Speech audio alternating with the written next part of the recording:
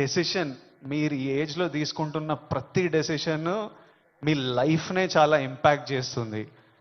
And నాకు ఈ police officers ఏమన్నారంటే, it is even organised by countries out side India. ఎందుకంటే ఇండియాలో యంగ్ పాపులేషన్ ఇస్ హ్యూజ్. మన యూత్, మన కంట్రీ, మన స్టేట్ పవర్, మన కంట్రీ పవర్, మన యూత్. ఒక కంట్రీని డిస్ట్రాయ్ చేయాలంటే ఏం చేయొచ్చు? వార్ చేయొచ్చు, టెర్రరిజం చేయొచ్చు. ఇంకో ఈజీ థింగ్ ఏంటంటే యూత్ని పాడలేపితే.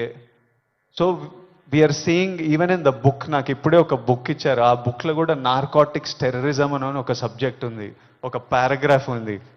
Wear countries that want to see India not progress, easiest way.